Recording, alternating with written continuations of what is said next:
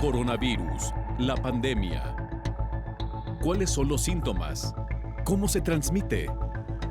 ¿Qué puedo hacer para protegerme y prevenir la propagación de la enfermedad?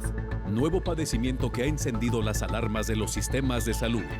Coronavirus, la pandemia. ¿Qué tal? ¿Cómo le va? Bienvenido a un programa más de Coronavirus, la pandemia. Le recordamos que esta es una producción de la Universidad de Guadalajara que se transmite a través de Canal 44, la señal de todos, y que llega a México y a América Latina gracias a la señal de las televisoras públicas que retransmiten este programa. Saludamos también a nuestra audiencia en Radio Universidad de Guadalajara y les invitamos para que se pongan en contacto con nosotros a través de nuestras cuentas institucionales en Twitter y Facebook, Canal 44 TV, y a través de WhatsApp en el 33 22 42 06 90. Hoy hablaremos del reforzamiento de los sistemas de salud primario como una estrategia mundial para reforzar las medidas preventivas ante el día normal o el día cero, la desescalada, como también se le conoce. La nueva normalidad debe contemplar el ataque a las enfermedades crónicas como la diabetes, una de las grandes lecciones que nos ha dejado este virus, particularmente en países como México, donde la diabetes, la hipertensión y la obesidad son hoy por hoy sus principales padecimientos. Expertos de la Organización Panamericana de la Salud advirtieron que no se deben rociar las calles con cloro como una medida para sanitizar el espacio público. Le estaremos explicando por qué y tendremos una charla con un representante de la farmacéutica Pfizer. Desde esta semana hemos abordado con especial atención pues el tema de las vacunas, estos fármacos o estos digamos antídotos que se están fabricando y que se están estudiando ya a lo largo del mundo. También viajaremos a la India, donde nos estarán precisamente nuestros compañeros reporteros actualizando información. Iniciamos entre los retos que va dejando la pandemia COVID-19, el sistema de salud primario se debe reforzar. La pandemia COVID-19 va dejando una serie de retos al sistema de salud mundial tras demostrar la fragilidad de cada país para enfrentar de una manera rápida y eficaz a nuevos virus que van surgiendo. El planeta entró en franca agonía con el nuevo coronavirus y aunque va saliendo a pasos lentos, aún está sensible ante la falta de tratamientos y de una vacuna. En este transcurrir debe de reforzar una de las bases más importantes de la pirámide del sistema de salud, como es la atención primaria, promoción y prevención de la salud para reducir enfermedad y mortalidad. En el informe sobre la salud del mundo 2008, titulado La atención primaria de salud más necesaria que nunca, de la Organización Mundial de la Salud a 3 décadas de la declaración Alma-Ata, evidenciaba que las personas no podían acceder a ningún tipo de atención debido a que los sistemas y programas de salud han sido dispares, injustos, inconexos, ineficientes y menos eficaces. Advertía que sin una reorientación sustancial era probable que los sistemas se vean desbordados por los crecientes desafíos del envejecimiento poblacional, las pandemias de enfermedades crónicas, las nuevas enfermedades emergentes como el síndrome respiratorio agudo grave y las repercusiones del cambio climático. A 12 años de ese informe, el 2020 es un reflejo en que los sistemas al parecer omitieron prever los nuevos desafíos. Las infecciones respiratorias severas han sido los dolores de cabeza de cada país. Con la pandemia COVID-19, los sistemas de salud deberán de reforzar su capacidad de respuesta, prever acciones ante nuevos desafíos, tener una misión fija hacia la atención primaria de la salud, como es la organización de la atención desde los hogares hasta los hospitales, en lo que la prevención es tan importante como la cura y en la intervención de recursos en los distintos niveles de atención, como lo señaló en su momento quien era la directora general de la OMS, Margaret Chan. Dejar la cura por la prevención es uno de los grandes desafíos para los sistemas de salud, además de que los costos directos e indirectos serían menos tanto para los hospitales como para la población mundial. La pandemia COVID-19 ha demostrado la fragilidad de la salud mundial, pero también ha evidenciado que en poco tiempo los sistemas de salud pueden lograr una mejor atención integral en cada uno de los niveles médicos científicos. Informó Isaura López Villalobos. Gracias a nuestra compañera Isaura López por introducirnos al tema que hoy nos ocupa. Antes de entrar de lleno, vámonos a la sede de la Organización Mundial de la Salud, Ginebra, Suiza. Isabel Saco, corresponsal de la agencia EFE y colaboradora de este espacio, nos informa. Isabel, te saludamos y te escuchamos. Hola, ¿qué tal? Buenos días, Belén. Muy buenos días a todo el auditorio de Canal 44. La Organización Mundial de la Salud elevó hoy a 356.000 el número de muertos en el mundo a causa del COVID-19, lo que supone 4.183 decesos adicionales por esta nueva enfermedad en una jornada. Esto nos indica que el ritmo de decesos sigue reduciéndose poco a poco, aunque no ocurre lo mismo con los contagios. Los casos confirmados son casi 5.657.000, es decir, 104.000 más que en la víspera, con lo que vuelven a subir después de haber bajado por algunos días. El continente americano ya acumula 500.000 de personas contagiadas más que Europa, con cerca de 2.600.000 casos. A pesar de ello, la situación en Europa sigue causando preocupación entre los expertos de la OMS, ya que en los últimos 14 días los casos se han incrementado en este continente en 15%, lo que significa que si bien la ola mayor de la pandemia parece haber pasado, todavía no se puede decir que esté bajo control. Europa sigue contando por el 38% de los casos globales y el 50% de las muertes. Por países, Estados Unidos, Brasil, Rusia, Reino Unido y España son los 5 con el mayor número de personas contaminadas en el mundo. Según informaciones de la OMS, el 94% de todas las muertes por COVID fueron en personas de 60 años para arriba y el 59% de todos los fallecidos eran hombres. Asimismo, la información recogida y procesada por la organización indica que el 97% de los que murieron sufrían al menos una patología crónica, entre las cuales la más común ha sido la que afecta el sistema cardiovascular. Mientras tanto, las corporaciones farmacéuticas siguen en la carrera para desarrollar una vacuna contra el COVID-19 y sus más altos ejecutivos han prometido que no buscarán ganancias mientras dure la pandemia. En una conferencia de prensa organizada por la Federación Internacional de Productores Farmacéuticos desde Ginebra, la directora ejecutiva de GlaxoSmithKline, Emma Walmsley, ha asegurado que la industria es consciente de que ante la emergencia sanitaria se debe pensar en que la o las vacunas contra el coronavirus que se desarrollen sean accesibles para todos. Representando a AstraZeneca, otro gigante del sector farmacéutico, su consejero delegado, Pascal Soriot, fue de la misma opinión y consideró que en la situación actual nadie debe pensar en obtener beneficios económicos inmediatos. Por su parte, el presidente y jefe científico de Johnson & Johnson, Paul Stoffel, expuso una posición similar y aclaró que desde su punto de vista el periodo sin beneficios para las farmacéuticas debería extenderse hasta que la Organización Mundial de la Salud declare oficialmente el fin de la pandemia. Actualmente hay 10 vacunas en una fase avanzada de investigación y 115 en ensayos preclínicos, en un esfuerzo científico sin precedentes que lo más probable es que resulte no en una, sino en varias vacunas más o menos al mismo tiempo para cubrir una demanda mundial que se cree puede alcanzar los 15.000 millones de dosis.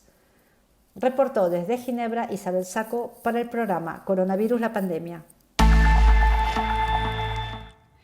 Muchas gracias, Isabel, por ponernos al tanto del más reciente informe de la Organización Mundial de la Salud. Lamentablemente, el panorama todavía no es alentador. Los casos se siguen registrando, incluso en países donde ya se comenzaba a notar un descenso claro. Y como ya lo escuchábamos, hoy por hoy el foco de infección se centra en América Latina, los países que más preocupan, entre otros, por supuesto, Estados Unidos y Brasil. Doctor Héctor Raúl Pérez Gómez, infectólogo, como siempre, bienvenido, un gusto saludarlo. Qué gusto saludarte, Belén. Ya en este inicio de fin de semana, doctor, y casi de fin de mes. Efectivamente, rápido pasa el tiempo.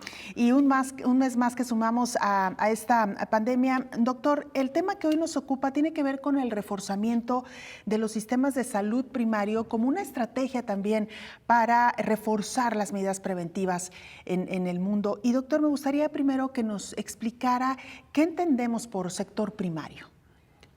Bueno, el sistema primario en salud es aquel que está orientado principalmente para la prevención de enfermedades y la promoción de la salud. A través de estrategias muy diversas que incluyen la educación para la salud, el mantener permanentemente informada a la población sobre lo que requieren en términos de generar mejores condiciones de salud y bienestar y de igual manera el mantener un estado de salud óptimo a través de estilos de vida saludables. En general, esto es el sistema primario de salud. En el sistema primario de salud, por ejemplo, se radican todos los programas de vacunación universal que tiene, por ejemplo, México, y en el sistema primario de salud se tienen prácticamente todos aquellos programas de detección oportuna de enfermedades. Ejemplo, cáncer cérvico-uterino, cáncer de mama, por ejemplo, la medición y el monitoreo del adecuado desarrollo y crecimiento de los niños. Todos esos aspectos que son precisamente para que la salud esté en óptimas condiciones presentes y futuras, los vigila el sistema primario de salud. Doctor, ¿por qué es tan importante este sistema primario en medio de esta pandemia que hoy estamos viviendo? Es muy importante porque es el que de alguna manera genera las condiciones y regula, como igual monitorea el cumplimiento de las acciones de prevención de una enfermedad que está generando tanto impacto epidemiológico. Entonces, en su momento, por ejemplo, cuando se tenga una vacuna, lo hemos platicado en múltiples ocasiones, bueno, pues va a ser el sistema primario de salud el que será encargado y responsable de llevar a cabo las campañas de vacunación, el monitoreo de la vacunación de la población vacunada, etcétera. Luego, todo lo relativo a detección oportuna también está radicado en el sistema primario de salud. Por ese motivo, y además en la nota introductoria que hacía Isaura López, nos daba una frase muy puntual que en su momento pronunció Margaret Chan y que pues conocemos todos los profesionales de la salud en cuanto a la importancia de emigrar la mayor parte de los esfuerzos en salud hacia el sistema primario, porque un sistema primario robusto permite que cada vez haya menos personas enfermas o que las personas enfermas de condiciones crónicas estén bajo buen control y eso evite las complicaciones a mediano y largo plazo, y por lo tanto un sistema primario de salud que tiene una cierta inversión económica, comparativamente en términos de esa inversión, es mucho menor a los sistemas de especialidad y alta especialidad conocidos como secundario y terciario, en donde el costo en salud se multiplica por mucho. No es lo mismo entonces tener a un paciente diabético bajo muy buen control en la parte primaria de atención que a un paciente diabético con complicaciones como insuficiencia renal crónica, etc. Con esto regresaremos después de la pausa. Doctor, le recordamos las formas de hacer contacto, @canal44tv en Twitter y Facebook. Nos puede mandar mensajes también al 33 22 42 06 90. Regresamos.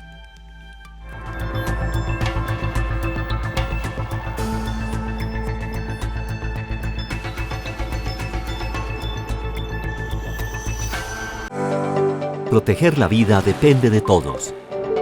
Usa el tapabocas, mantén la distancia y sigue todos los protocolos de seguridad en el trabajo.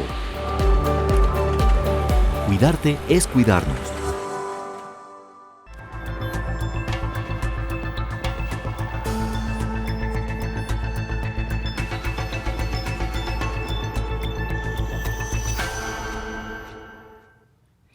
Y en esta prueba y error en el que se ha sometido la humanidad respecto a COVID-19, los Centros para el Control y la Prevención de Enfermedades de los Estados Unidos advirtieron que las pruebas de anticuerpos, estas que se aplican para detectar si alguna persona ya padeció COVID-19, están dando resultados erróneos hasta en un 50%. Los Centros para el Control y la Prevención de Enfermedades de Estados Unidos advirtieron que las pruebas de anticuerpos para saber si las personas han tenido COVID-19 podrían dar resultados erróneos hasta en 50% de las veces. En la página web de los CDC se explica que algunas pruebas pueden exhibir reactividad cruzada con otros coronavirus, como los que causan resfriado común. Eso podría dar lugar a falsos positivos. Algunas personas pueden no desarrollar anticuerpos detectables luego de la infección por coronavirus. En otros casos es posible que los niveles de anticuerpos disminuyan con el tiempo a niveles que no se pueden detectar. Por ello, los Centros para el Control y la Prevención de Enfermedades señalan que las pruebas serológicas no deben usarse en este momento para determinar si una persona es inmune, sino que pueden ayudar a determinar la proporción de las personas que fueron infectadas con SARS-CoV-2. Tampoco pueden usarse para decidir sobre la agrupación de personas que residen o son admitidas en escuelas, dormitorios o correccionales. Incluso debe descartarse para la toma de decisiones respecto al regreso a los centros de trabajo, advirtieron los CDC. Los anticuerpos se vuelven detectables con mayor frecuencia de 1 a 3 semanas después del inicio de los síntomas, momento en que la evidencia sugiere que la infecciosidad puede disminuir y se haya desarrollado cierto grado de inmunidad contra futuras infecciones. Se necesitan datos adicionales antes de modificar las recomendaciones de salud pública con base en resultados de pruebas serológicas cuando se trata de interrumpir el distanciamiento físico, informó Elizabeth Ortiz. Y mire, la Organización Mundial de la Salud hace un llamado a los países a reforzar sus sistemas de vacunación, ya que, según esta organización, están en riesgo alrededor de 80 millones de menores.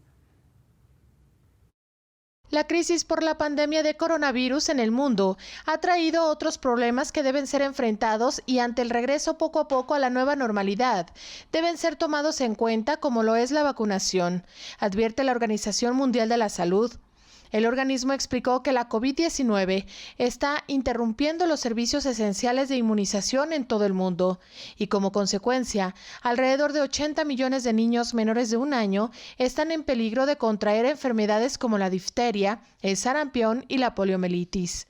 La OMS, UNICEF y la Alianza para las Vacunas hacen esta advertencia en el marco de la Cumbre Mundial sobre Vacunas, que se llevará a cabo el 4 de junio en Londres. Desde marzo de 2020, los servicios sistemáticos de inmunización infantil se encuentran interrumpidos en todo el mundo, hecho que no tiene precedentes desde que comenzaron los programas ampliados sobre inmunización en la década de los 70s. De los 129 países de los que había datos disponibles y donde hay presencia de COVID-19, en más de la mitad, alrededor del 53%, se registraron interrupciones entre moderadas y graves, o la suspensión total de los servicios de vacunación durante los meses de marzo y abril de 2020. Las razones que explican el porqué de este paro varían. Algunos padres de familia no quieren salir de sus casas por las restricciones a los desplazamientos, la falta de información o porque temen infectarse con el virus de la COVID-19. En otros casos, hay escasez de equipos de protección e incluso en algunas regiones hay desabasto de las propias vacunas. En breve, la OMS socializará una nueva guía para los países acerca del mantenimiento de los servicios esenciales durante la pandemia de coronavirus, con recomendaciones sobre la prestación de servicios de inmunización en condiciones de seguridad y de los servicios de salud primarios, informó Rocío López Fonseca. Y mire, la nueva normalidad debe contemplar el ataque a las enfermedades crónicas como la diabetes y no solamente durante el regreso a la llamada nueva normalidad, sino ya de manera permanente. La lucha contra las enfermedades no transmisibles debe ir de la mano en el combate integral de la respuesta al COVID-19 en América Latina, advierte la directora de la Organización Panamericana de la Salud, Carissa Ednie, y es que en la región se estima que hay 62 millones de personas con diabetes. Jorge Alberto Pérez Gómez, director de Diabetes Center, destaca el impacto desproporcionado del nuevo coronavirus en personas que sufren enfermedades crónicas como hipertensión, padecimientos cardiovasculares, diabetes, cáncer, asma y otros males respiratorios, además de obesidad. Añadió que además hay un dato alarmante, el número de personas que no están diagnosticadas con diabetes. Yo te diría que más o menos de cada 10, 40% de esos pacientes no saben que viven con diabetes. O sea, de cada 10 pacientes, 4 no saben que viven con diabetes. Entonces, por eso hay ese subregistro. Y muchos pacientes ya pueden tener alteración de la glucosa, lo que nosotros a veces también le llamamos prediabetes, y ya tienen alteraciones de la glucosa. Pero no solamente es decir hay alteración de la glucosa, sino que ya empiezan con ciertas complicaciones vasculares. Y eso no es todo. Del total de los diabéticos, el 40% tiene un mal control de su enfermedad. Se estima que en México existen alrededor de 30 millones de personas con alteración en la glucosa y solo 9 millones de ellas están diagnosticadas. El diabetólogo Pérez Gómez explica la complejidad de las dos enfermedades. Porque yo puedo ser una persona que puedo tener diabetes sin haberme dado cuenta. Me puede a mí alguien contagiar y como yo no supe que tenía diabetes, a la hora que yo caigo al hospital me hacen exámenes de laboratorio y se descubre que efectivamente tenía diabetes. Entonces muchos de ellos, como son fortuitos, el diagnóstico es fortuito, por eso es por lo que aquí realmente estaría muy complicado y en América Latina con mayor razón porque somos los pacientes que por la misma condición racial tenemos una mayor resistencia a ello, tanto para atendernos pero también como para ser diagnosticados oportunamente. La Organización Panamericana de la Salud recordó que 1 de cada 4 personas en el continente corre un mayor riesgo de tener un mal resultado del COVID-19 debido a las enfermedades crónicas subyacentes como la diabetes, hipertensión y obesidad. Este gran desafío debe ser abordado agresivamente por los sistemas sanitarios en la nueva normalidad. De no hacerse así, se enfrentará a una epidemia paralela de muertes prevenibles de las personas con enfermedades crónicas, informó Rocío López Fonseca. Doctor Héctor Raúl Pérez Gómez, infectólogo, me parece que nuestras compañeras han dado en el clavo, doctor. Creo que esto explica mucho de lo que hoy queremos contarle a nuestra audiencia y que es básicamente que si un sistema de salud no atiende de manera primaria y oportuna padecimientos como este que nos han planteado, tendremos entonces consecuencias muy graves cuando se presenten pandemias de este tipo. Es decir, una población enferma es mucho más fácil que tenga problemas graves al momento de enfrentar pandemias como esta, doctor. Definitivamente. Este es un buen ejemplo. Claro. Hipertensión, enfermedad cardiovascular, diabetes, obesidad, las condiciones que hoy por hoy están representando el más alto riesgo para la adquisición de COVID-19, pero también para presentarse en la forma grave y crítica de la enfermedad. Por eso la insistencia y este reportaje de Rocío nos da perfectamente pauta para comentar que una de las estrategias más importantes en el combate de COVID-19 es precisamente que esta población susceptible, vulnerable, esté bajo buen control de esas enfermedades crónicas, como diabetes, por ejemplo, que por cierto, en México el 12% de la población adulta tiene diabetes, es una de las prevalencias más altas de esta enfermedad a nivel mundial. El 35% de la población en México, adultos, sufre hipertensión arterial. El 70% de la población adulta en México tiene sobrepeso u obesidad y en México tenemos el índice más alto de obesidad infantil a nivel mundial. Alrededor del 40% de todos los mexicanos sufre trastornos en el metabolismo de los lípidos, léase colesterol alto, hipercolesterolemia y trastornos de triglicéridos. Y esta situación, esta última en particular, a veces la visualizamos menos y tiene una importancia capital porque es un factor de riesgo, por ejemplo, para enfermedades trombóticas, para enfermedades cardiovasculares, para hipertensión arterial. Frecuentemente es el origen y detonante de estas enfermedades. Entonces, es correcto, una población que tiene tanta morbilidad, una población con mucha enfermedad de base, debe mantener un buen control a través del sistema primario y también secundario de salud, pero el sistema primario debe ser muy sólido, sobre todo para la detección temprana. Oíamos al doctor Jorge Alberto que nos decía, 4 de cada 10 diabéticos posiblemente no saben que tienen diabetes. Y el otro punto también era importante. Es posible que alrededor de 3 de cada 10, a pesar de saber que tienen diabetes, en los primeros meses o años se niegan a aceptarlo. Y negarse a aceptar una condición así también es no entrar oportunamente a un esquema de tratamiento y control, y esto significa riesgo de complicaciones a largo plazo.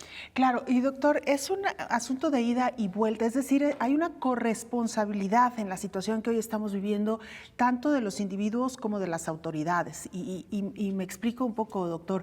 En México, como en muchos países de América Latina, la cultura de la prevención, de ir al médico por revisiones periódicas, es prácticamente nula. No vamos a menos de que estemos enfermos o que nos sintamos mal, pero estas revisiones periódicas en las que se podría detectar una enfermedad a tiempo son prácticamente inusuales en países como los nuestros, doctor. Es correcto, Belén.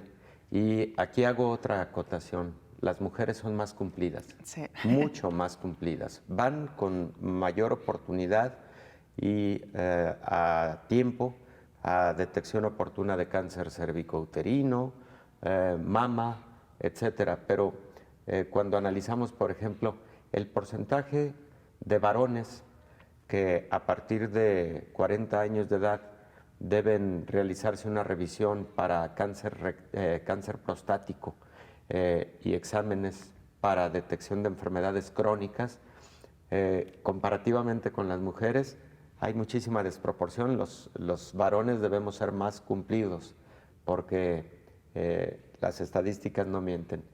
En general las mujeres cumplen más con esas estrategias primarias de atención. Y por otro lado, doctor, la conveniencia de los gobiernos de reforzar estos sistemas primarios para que el costo por tratar enfermedades crónicas no sea tan alto. Hoy por hoy, algo de lo que tiene sumidos a estos sistemas de salud es precisamente lo costoso que implica atender a tanta población enferma. Pero si me permite, doctor, con esto regresamos. Con todo gusto. Después de la pausa, usted no se vaya, volvemos con más.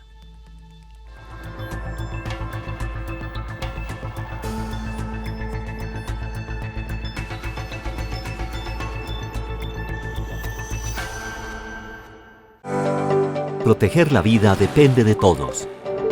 Usa el tapabocas, mantén la distancia y sigue todos los protocolos de seguridad en el trabajo. Cuidarte es cuidarnos.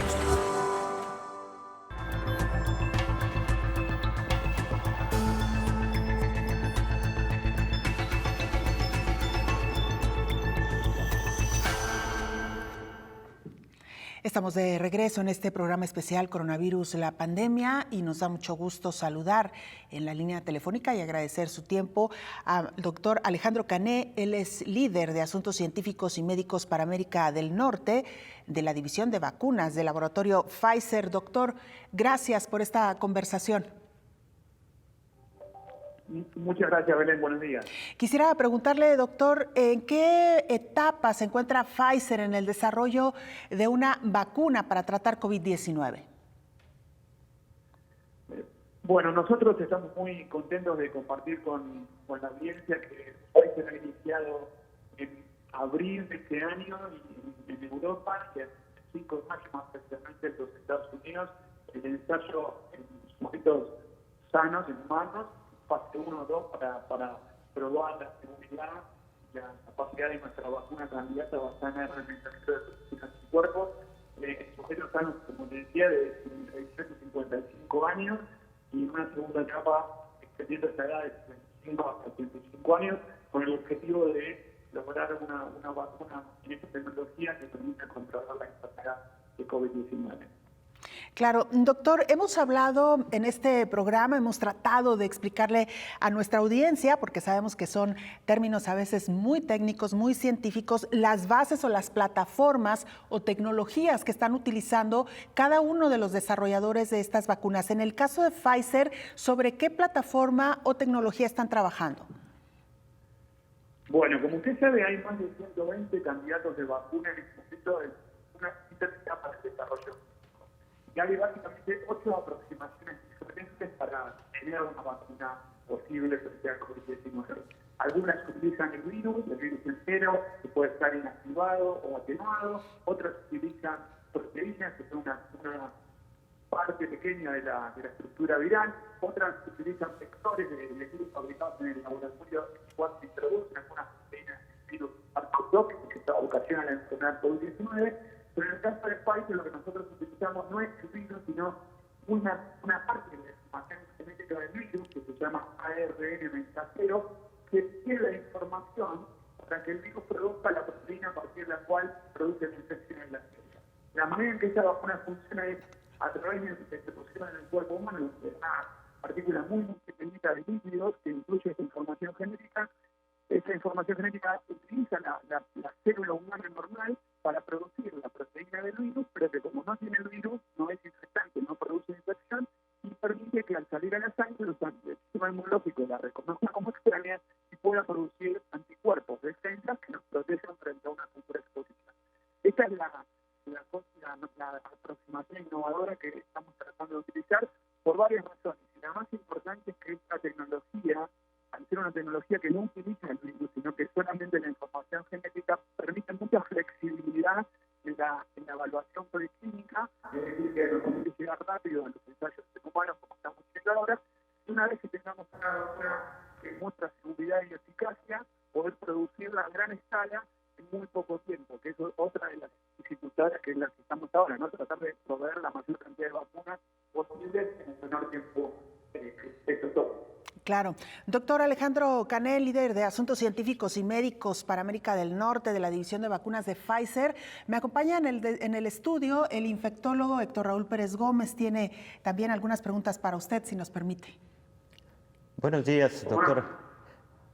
Doctor Alejandro, qué gusto saludarle. Igualmente, Raúl, ¿cómo estás tú?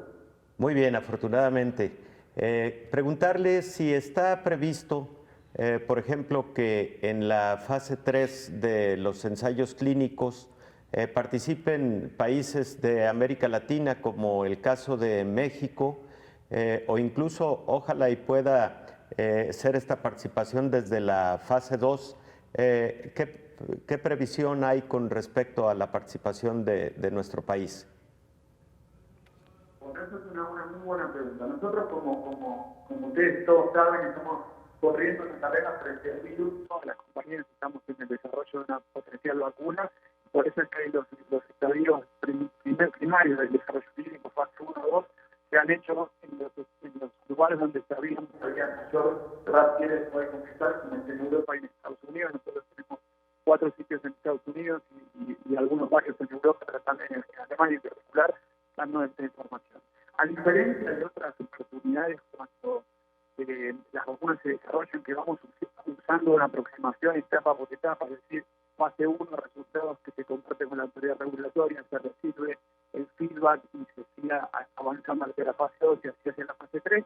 En este caso, lo que estamos haciendo es tener un continuo de trabajo con la FDA y con la EMA, que son las autoridades regulatorias de los Estados Unidos y Europa respectivamente, con el objetivo de darles información tanto del nivel de anticuerpos que podemos encontrar como de la seguridad de las candidatas vacunas en tiempo real, de manera tal de acelerar y aportar el proceso de evaluación. Lo que nosotros estamos buscando para responder tu pregunta es tener hacia finales de octubre de este año una suficiente información de seguridad y de niveles de anticuerpos que nos permita poner un uso bajo una circunstancia regulatoria que existe en Europa y en los Estados Unidos, que es una autorización de uso en situaciones de emergencia, como en este caso que es la pandemia, que permita tener la vacuna disponible para ser utilizada en todos los lugares del mundo que así lo permitan y de las personas que más lo necesiten. Respecto de la fase 3, estamos explorando cómo y cuándo, en qué lugares, en ninguna de las situaciones que está fuera de la mesa del pensamiento, básicamente porque no sabemos cómo se va a comportar en los próximos meses la situación epidemiológica de COVID-19 y vamos a necesitar lugares donde haya circulación viral para poder mostrar la eficacia clínica de la vacuna. Así que no te puedo decir que sí ni que no, pero eso es una parte de la discusión que estamos llevando a cabo todos los días con las autoridades regulatorias de las autoridades de salud del mundo.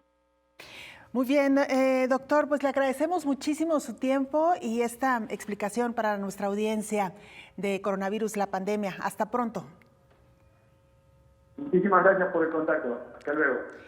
Bueno, es el doctor Alejandro Canel, líder de Asuntos Científicos y Médicos para América del Norte de la División de Vacunas de Pfizer. Teníamos un problema con la comunicación. Alcanzamos a entender algunas explicaciones. Ojalá tengamos la oportunidad de retomar, si no ahora, más adelante, la conversación con Pfizer. Pero básicamente, doctor, me parece que algunos puntos importantes es que ellos están trabajando con moléculas, según pudimos entender. Con RNA mensajero. Y están trabajando de forma conjunta con BioNTech, que ha sido también un desarrollador de vacunas. Y el RNA mensajero, como lo hemos comentado en algún momento, es un derivado del RNA una vez que ocurre la transcripción adentro de la célula. Y estas vacunas, las que tienen base en RNA mensajero, han mostrado mucha seguridad y mucha eficacia. Yo particularmente tengo mucha expectativa de resultados, pues con dos componentes. Uno de ellos, RNA mensajero, y el otro con la proteína S, la espícula viral, que se ha demostrado tiene mucha inmunogenicidad. Es muy posible que sean las dos plataformas que más rápidamente lleguen a conclusiones para utilización y para producción a gran escala de vacunas contra COVID-19. Pero lo estaremos viendo en los próximos meses. Pfizer también tiene, por eso sí será importante en un momento dado volver a tener esta conversación, porque tiene ahora algunas moléculas también terapéuticas. Tiene un inhibidor de proteasas que, como recordaremos en algún momento en programas anteriores, hablábamos de los diferentes lugares en donde va pasando como un mecanismo de producción el ciclo viral intracelular de SARS-CoV-2. Y en uno de los momentos dentro de esa fase de replicación está la participación de una enzima que se llama proteasa viral. Bueno, pues hay fármacos que inhiben a esa proteasa viral. En VIH ha sido la experiencia más sólida en relación al uso de este tipo de proteasas. Bueno, Pfizer está investigando una proteasa que pudiera ser de utilidad contra SARS-CoV-2. Entonces, seguramente va a ser muy interesante en una siguiente conversación con el doctor Alejandro platicar de ese punto y la otra situación. Uno de los fármacos que se han venido utilizando en la modalidad de compasivo es acitromicina, y esa molécula es originalmente de Pfizer. Acitromicina es un antibiótico contra bacterias gram positivas principalmente en infecciones de vías respiratorias. No es su única utilidad, hay otras más, pero acitromicina también ha mostrado actividad antiviral y se vino utilizando y se ha venido utilizando en pacientes con COVID-19 sola y también en su momento en combinación con hidroxicloroquina. Ya hemos comentado lo que ha pasado con hidroxicloroquina, pero será también interesante escuchar qué hay de protocolos utilizando solo acitromicina en pacientes con COVID-19. Yo creo que en algún momento, en un programa futuro, volver a tomar esta conversación. Claro, y doctor, antes de irnos a la pausa, esta pregunta muy importante que usted le planteaba sobre los ensayos clínicos y la posibilidad de involucrar a población como la mexicana en estos ensayos. En estos ensayos se debe involucrar a prácticamente todas las poblaciones, porque la respuesta inmune también puede tener determinantes genéticos, raciales. La respuesta inmune puede tener determinantes en variables clínicas. Ya decíamos antes el porcentaje de personas con diabetes o con obesidad en México. Por cierto, la mayor parte de vacunas tienen alrededor de 10% menos eficacia en personas con obesidad. Y eso está perfectamente descrito, por ejemplo, para la vacuna contra influenza.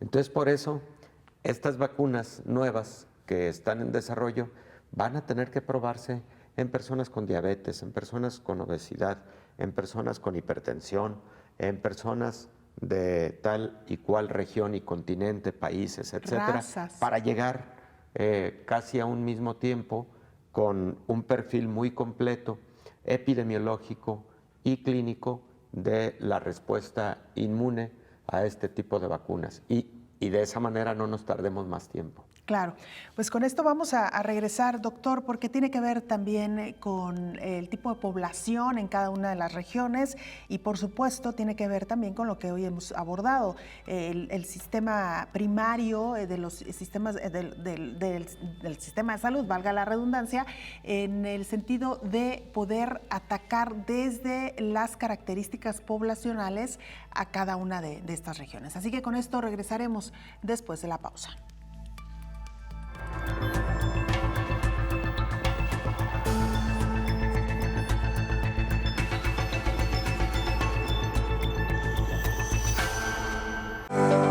Proteger la vida depende de todos. Usa el tapabocas, mantén la distancia y sigue todos los protocolos de seguridad en el trabajo. Cuidarte es cuidarnos.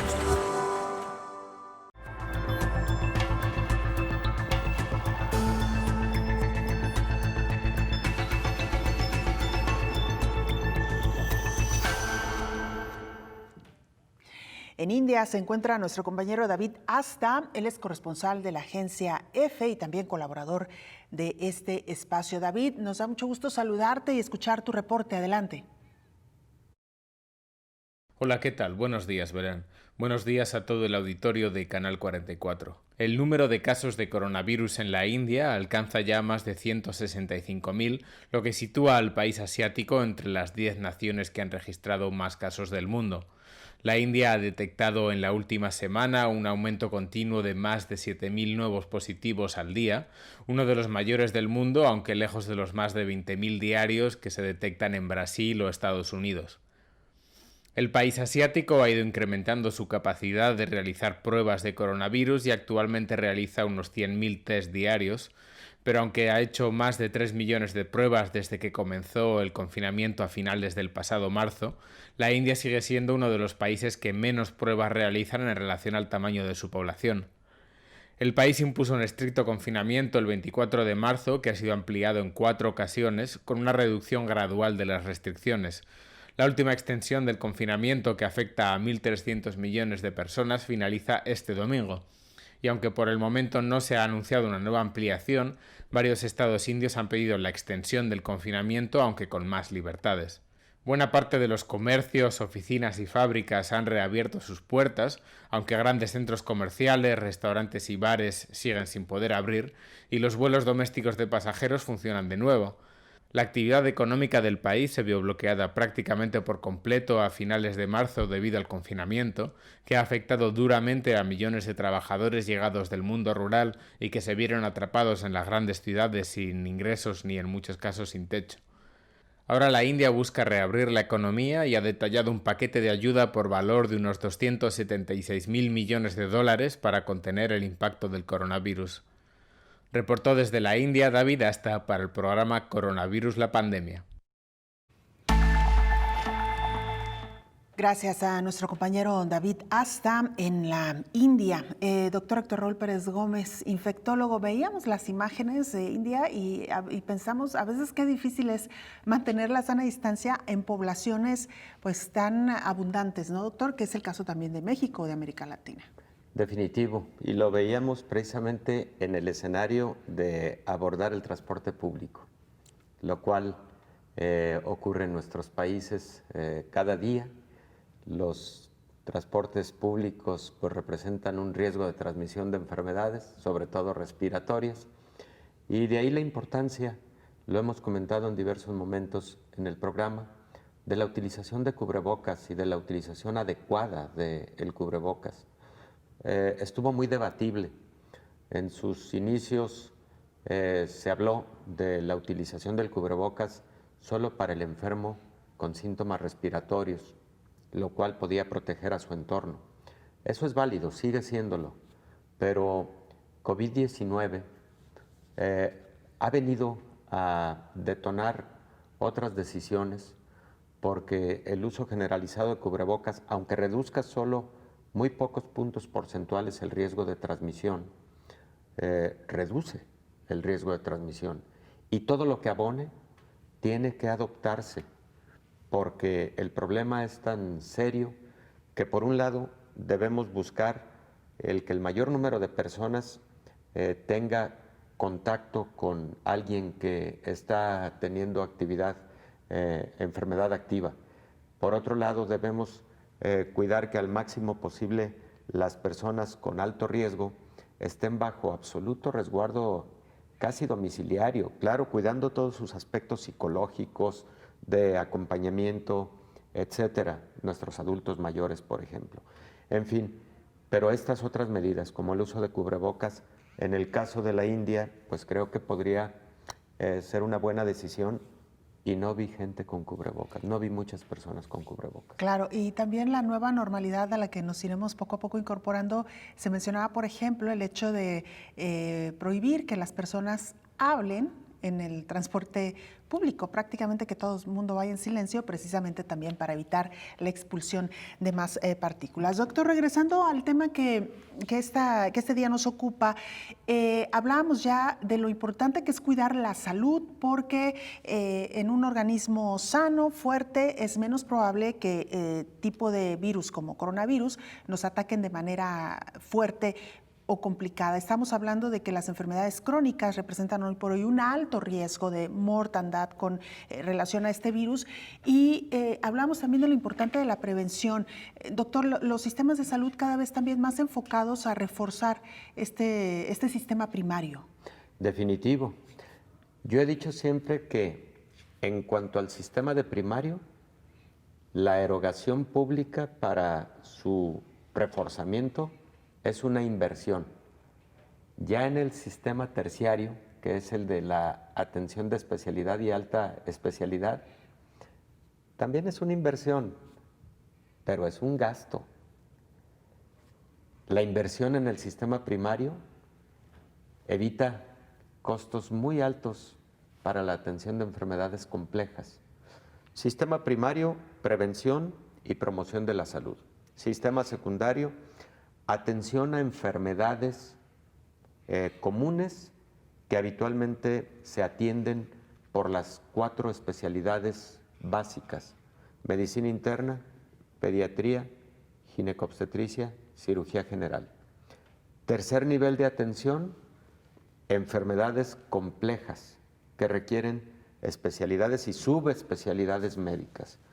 Para situar pues, los niveles de atención de una manera sencilla, ¿no? Sí, claro. Entonces, claro que mientras más fuerte tengamos el sistema de prevención, menos vamos a requerir y saturar el tercer nivel de atención de alta especialidad. Y ahora, doctor, esta pandemia nos ha dejado grandes lecciones también, y una de ellas, me parece, es lo mucho que podemos hacer por nuestro cuerpo. Enfermedades como diabetes, hipertensión, obesidad, son enfermedades que de alguna manera se pueden prevenir o incluso se pueden controlar de una manera más sencilla, y a veces la solución está al alcance de nuestra mano, doctor. Comer bien, comer sano, hacer ejercicio, Así es. Y reducción de estrés, que hoy por hoy es una de las grandes afecciones que nos están enfermando a la población. Un gran contribuyente a la enfermedad. La salud es el estado del bienestar biopsicosocial y no solo la ausencia de enfermedad. Fíjate qué interesante. El estado óptimo biopsicosocial y no solo la ausencia de enfermedad. Entonces somos una integración de aspectos biológicos, psicológicos, espirituales y sociales. Y a todo debemos brindarle la misma atención, en la pandemia y sin la pandemia.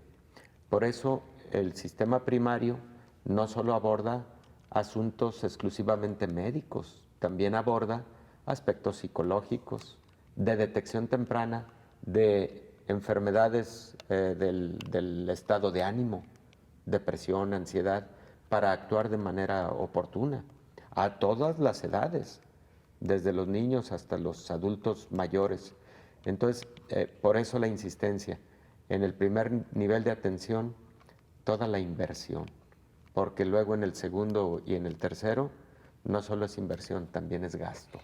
Doctor, y un llamado muy especial a los padres, a los cuidadores o responsables de los niños. Ahí es donde empieza todo. Si partimos desde el origen, desde una lactancia adecuada, ya estamos contribuyendo muchísimo a darle posibilidad y oportunidad a esos niños de tener menos padecimientos y menos propensión a ciertos padecimientos. Y luego la alimentación en los primeros años, que la manera en cómo eduquemos a nuestros hijos para comer es luego las prácticas y la cultura y los gustos que ellos tendrán siendo adultos. Fíjate, Belén, por ejemplo, en la lactancia.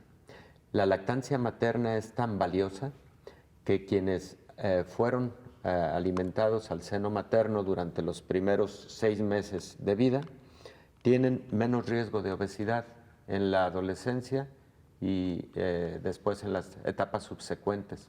¿Qué tan valiosa es la lactancia materna? Valiosísima, importante, desde el punto de vista biológico y afectivo.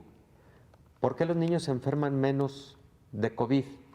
Es posible que los anticuerpos maternos transferidos por la vía placentaria, pero también en el caso de la lactancia, los que se pueden transferir por vía de la lactancia, protejan a los niños. Los niños que están alimentados al seno materno tienen menos enfermedades infecciosas durante las primeras etapas de la vida.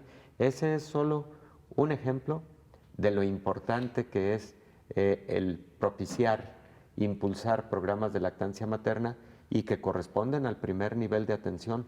A nosotros nos preguntan frecuentemente, con motivo de COVID y con motivo de otras muchas enfermedades infecciosas, ¿qué se hace para fortalecer al sistema inmunológico? Para fortalecer al sistema inmunológico lo que tienes que hacer es procurar una salud integral óptima, menos obesidad, control de la diabetes, control de las enfermedades crónicas que tengas, actividad física, porque en estricto sentido que exista un fármaco o algunos fármacos que den fortaleza general a la inmunidad, no es el caso. Hay estados de inmunosupresión específicos. Esos sí requieren frecuentemente tratamientos específicos que están perfectamente delineados en la inmunología y en general en la medicina clínica. Sí, hay personas que tienen, por ejemplo, inmunosupresión congénita de tipo celular. Ellos pueden requerir ciertos fármacos que pueden mejorar ese estado de la inmunología. Pero finalmente, algo que dé fortaleza a la inmunidad es el estado de salud óptimo general. Doctor, como siempre, un gusto charlar con usted. Gracias. Muchas gracias, Belén. El doctor Héctor Roel Pérez Gómez, infectólogo. Antes de despedirnos, en Reino Unido, más de 1,000 voluntarios ya reciben prototipo de vacunas contra el coronavirus. Les presentamos a la familia Vini, Katie, su esposo Tony y su hija Rhiannon. La pandemia del COVID-19 los confinó como a todos en su casa cerca de Oxford. Sin embargo, al no querer quedarse de brazos cruzados, podrían pasar a la historia. Esta familia es voluntaria para el primer ensayo en humanos de una posible vacuna del coronavirus en Reino Unido. Tantas otras personas han sido capaces de poner su granito de arena y me dije, no soy enfermera, no soy doctora, así que esto es lo único que puedo hacer, así que lo haré. Los Vinis están entre los más de 1000 voluntarios de buena salud que están siendo reclutados para el ensayo dirigido por la Universidad de Oxford. La mitad de ellos están recibiendo el prototipo de vacuna, los otros un placebo.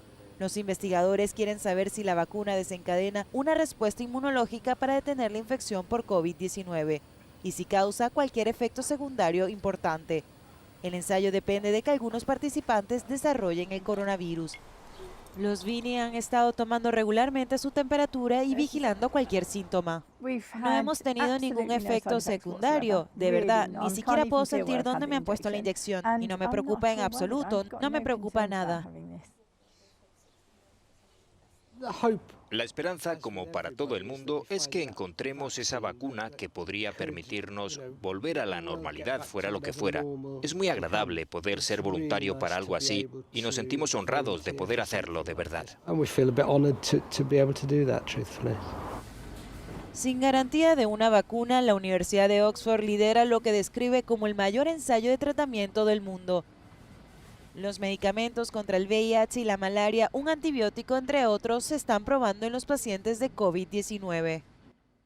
Algunas personas terminarán en el hospital aunque tengamos una vacuna. En 8 semanas hemos reclutado a más de 10.000 personas de más de 180 hospitales. Probamos tratamientos diferentes, pero aún es pronto para decir si alguno es beneficioso o no. Con suerte obtendremos respuestas en el verano. Oxford está en el corazón de los esfuerzos globales para derrotar al coronavirus. El gobierno británico dice que si las pruebas de la vacuna son exitosas, 30 millones de dosis podrían estar listas en septiembre. Estados Unidos también dice que podría tener una vacuna para finales de año, pero es todo un deseo. Algunos expertos advierten de que la fórmula mágica podría no ser encontrada nunca. Damon Ambling, Euronews, Oxford.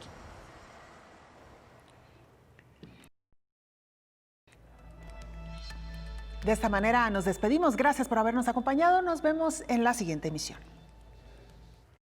Coronavirus, la pandemia.